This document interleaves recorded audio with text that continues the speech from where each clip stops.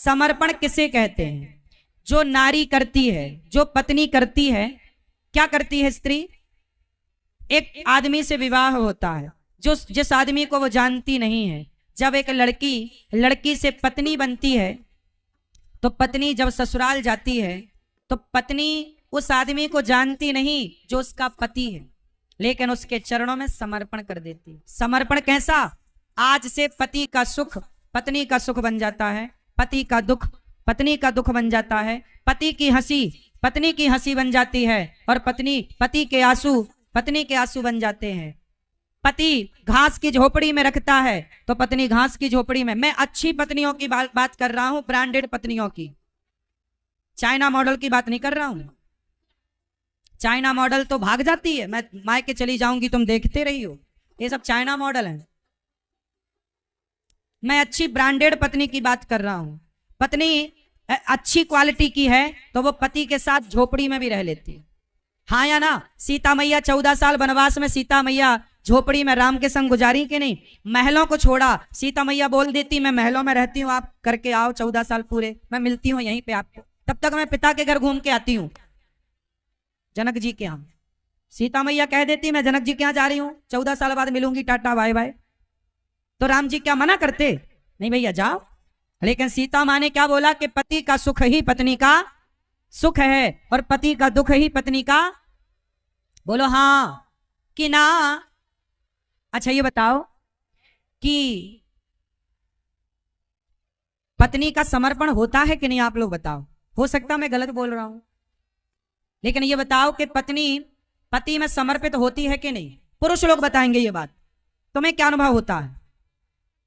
पुरुष लोग बताएंगे, जितने पुरुष बैठे हैं वो मेरी प्रार्थना है बताएंगे। बताओ पत्नियों का समर्पण होता है या नहीं? जोर से। पत्नी का समर्पण होता है पति के लिए, पति का सुख पत्नी का सुख। पत्नी देखिए कितना बड़ा त्याग करती है। विवाह होता है तो अपना परिवार, अपनी माँ बाप को छोड़कर अपने सास ससुर को माँ बाप समझती है, अपने पति को परमेश्वर मानती है।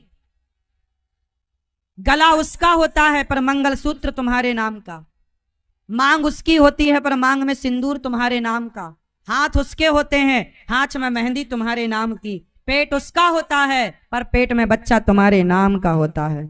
ये नारी का समर्पण। जब विवाह होता है तो लड़की का नाम बदल जाता है, लड़की का गोत्र बदल जाता है, लड़की की जाति बदल जाती है। ये बात सही है कि गलत है? शादी के पहले लड़की का गोत्र कुछ और होता है, शादी के बाद लड़की का गोत्र बदल जाता है, पति के गोत्र से पहचानी जाती है, पति की जाति से पहचानी जाती है। हाँ या ना?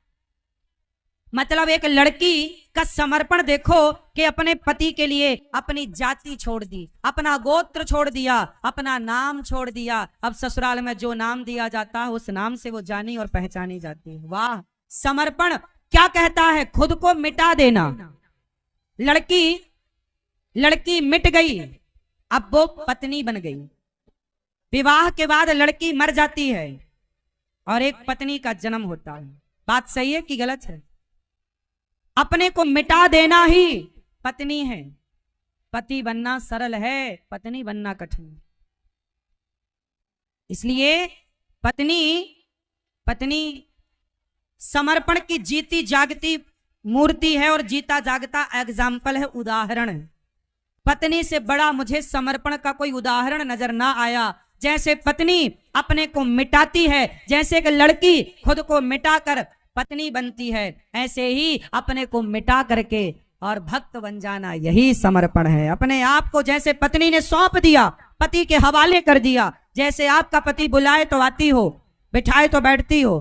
पत्नी पति के इशारों पर चलती है। एक अच्छी पत्नी, एक पतिव्रता नारी की मैं बात कर रहा हूं, मैं उल्टा की बात नहीं कर रहा हूं। पत्नी पति के साथ रहती, पति में समर्पण है उसका। पति खा लेता है तब खाती है, पति के लिए बनाती है। कई बार बच्चों को पति को परोसने में सब्जी खत्म हो जाती है तो बिना किसी से कुछ कहे अचार के संग खा लेती है। बोलो हाँ। आपको कहती है थोड़ी सब्जी और ले लो, जबकि अंदर बच्ची नहीं है, लेकिन आप खा लो पेट भर के। ये पत्नियां क्या बोलती हैं, हे माता, हे भगवती, हे विधाता, जब मैं मरूं तो सुहागन मरूं। पत्नी चाहती है कि मेरी उम्र से ज्यादा मेरे पति की उम्र होनी चाहिए। इससे बड़ा समर्पण क्या होगा। इसलिए नारी कहती है मैं जब भी मरूं तो, बोलो जोर से, सुहागन मरूं। ये समर्पण है एक स्त्री का आपके लिए। इसलिए पुरुष बंधु पत्नी का थोड़ा आदर किया करो, सम्मान किया करो, इज्जत किया करो। यही तो पाठ पढ़ाना स्कूलों में रह गया कि पत्नी की इज्जत क्यों करनी चाहिए। काश एक सिलेबस में होता कि पत्नी तुम्हारे लिए ये त्यागती है, ये छोड़ती है। और लड़की, एक अच्छी पत्नी बनना मेरी माँ।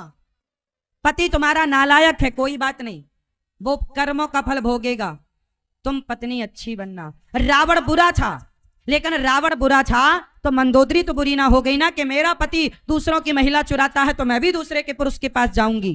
क्या मंदोदरी भटक गई? बोलो, मंदोदरी का पति तो रावण था ना, लेकिन मंदोदरी का पति भटका रास्ता, पर मंदोदरी तो रास्ता नहीं भटकी। पति रास्ता भटके तो उसके कर्मों का दंड उसे भोगा। यहां पर देखो क्या होता है, हम लोग यहां मिलते हैं और यहां मिलकर कुछ अच्छा या बुरा करते हैं, फिर यहां से हम बिछड़ जाते हैं। पत्नी अपने रास्ते चली जाती है, पति अपने रास्ते चला जाता है। कोई किसी के साथ थोड़ी सदा, पति सदा के लिए थोड़ी है, पत्नी सदा के लिए थोड़ी है। कुछ वर्षों के लिए मुझे मिली है, अच्छे संबंध रखने चाहिए, अच्छे से रिश्ते निभाना चाहिए। इस यात्रा में पत्नी मुझे मिली रास्ते में। 20 साल बाद आपका ब्याह हुआ तो 20 साल बाद आपकी जिंदगी में एक पुरुष आया पति बनकर, एक स्त्री आई पत्नी बनकर। 25 साल में ब्याह हुआ तो 25 साल बाद आई, 30 साल में ब्याह हुआ तो 30 साल बाद आई, और 50 साल, 55 साल, 60 साल के होते होते तुम्हारी पत्नी चली गई। 70, 80 साल के होते होते पत्नी चली गई, पति चला गया। तो 25 साल में मिली और 75 साल में चली गई, तो बीच के इतने ही वर्षों के लिए तो पत्नी मिली थी, बीच के इतने ही वर्षों के लिए तो पति मिला था। कोई सदा के लिए थोड़ी रहोगे तुम लोग। ये तो यात्रा है और आप सब यात्रीगण हैं, मिले हुए हैं बिछड़ने के लिए। आज हम लोग मिले हैं, आरती होगी बिछड़ जाएंगे, कल फिर आप आओगे, पता नहीं कल आप आओगे नहीं आओगे। 7 दिन बाद हम लोग, आप अपने घर, ये दास अनिरुद्ध अपना काम पूरा करके धाम वृंदावन में जाके वहां कथा सुनाएगा। तो हम लोग किसी उद्देश्य को लेकर मिलते हैं। ऐसे पत्नी का एक उद्देश्य है, पूरा होगा चली जाएगी। पति का एक उद्देश्य है, पूरा होगा। कोई किसी का है नहीं, मान लेते हो मेरी पत्नी, मेरा पति, मेरा बेटा, कोई है किसी का नहीं। अच्छा ये बताओ, ये आंख, आपकी आंख कहां है? जरा हाथ रख के बताओ, आंख पे हाथ रखो, आपकी आंख कहां है? ओ मैया तुम मजाक ना समझो, जो कह रहे हैं करो। अपना, तुम्हारा कान कहां है? ये आपका कान है? आपका है। ये आंख आपकी? कंफर्म करके बताओ आपकी है? ये हाथ आपका है? लो, इससे बड़ा झूठ क्या होगा। आपको लगता है कि आंख मेरी है। यदि आंख आपकी थी तो आंखों में कमजोर दिखाई पड़ने लगा, कम दिखाई पड़ने लगा, आपने रोका काहे नहीं? पांव आपके थे तो घुटनों में दर्द हो गया, रोका क्यों नहीं? शरीर आपका था तो बुढ़ापे की ओर चला गया, जर्जर हो गया, चलने में थर-थर आप कांपते हो, आपका शरीर था तो रोक लेना था। बताओ मेरी माँ, यदि आंख आपकी थी तो अंधी काहे हो गई कुछ लोगों की आंखें? हाथ आपका था तो बुढ़ापे में ये हाथ उठता नहीं है, पैरालाइसिस हो जाए तो हाथ काम नहीं करता। आपका था तो रोक लेते ना। आप चाहते थोड़ी है कि बूढ़े हो जाएं, पर हो गए ना। आपका शरीर था तो रोक लेना था ना बुढ़ापा आने से। इसका मतलब है ये शरीर भी अपना, जोर से नहीं है ना। जब शरीर अपना नहीं, यदि शरीर तुम्हारा होता तो ले ना जाते साथ में, छोड़ के काहे चले गए?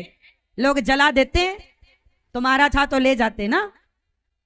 इसका मतलब ये हमारे बाप का, जोर से, क्यों ये शरीर आपके बाप का है? नहीं।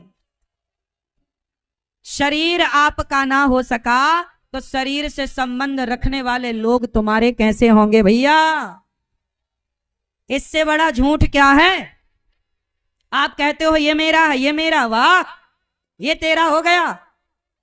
तो एक काम कर भैया, आप लोग एक काम करो, मेरी माँ, भैया आप लोग एक काम करो, शरीर के उस हिस्से पे जरा हाथ रखो जो आपका हो। एक हिस्से पर जरा हाथ रख के जो आपका है, वो आप जरा मुझे कंफर्म कराओ, कौन सा शरीर में कौन सा अंग हिस्सा आपका है? बेटी आपकी हो, बेटा आपका हो, दौलत आपकी हो, घर आपका हो, तो जो आपका है जरा बताओ, जरा उस पे हाथ रखो। बोलो मेरी माँ। रख सकते हो मैया शरीर के कोई ऐसे अंग में जो कह सको कि ये मेरा? बोलो मेरी माँ। नहीं ना? फिर तुम कहते क्या हो? ये मेरा, ये मेरा। अच्छा लॉलीपॉप खा रहे हो, खाओ खाओ, तसल्ली है, कर लो। मेरा मेरा का लॉलीपॉप तो खा ही रहे हो ना, खाओ, बड़ा स्वाद आ रहा है, लेकिन सत्य नहीं है ये लॉलीपॉप।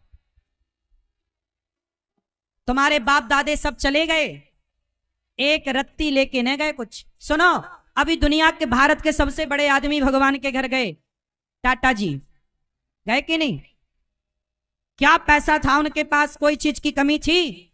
वो चाहते तो अपनी 2-5 साल उम्र बढ़वा सकते थे। उनके पास तो इतने बड़े बड़े हॉस्पिटल थे कि इतने बड़े बड़े हॉस्पिटल वो खरीद सकते थे, लेकिन इतने बड़े बड़े हॉस्पिटल खरीद सकते, लेकिन उन्होंने अपनी उम्र 2 मिनट की खरीद सके? उत्तर दो मेरी माँ, क्या 2 मिनट खरीद सके? इसलिए हम किराए के हैं, आप किराए के हो, ये शरीर किराए का, ये संसार अपना नहीं है। टाटा बाय बाय कह के जाना पड़ेगा। इसलिए संसार के लोगों को अपना ना कहो, भगवान को अपना कहो, वो अपने। मेरे तो गिरधर गोपाल, ये सत्य है।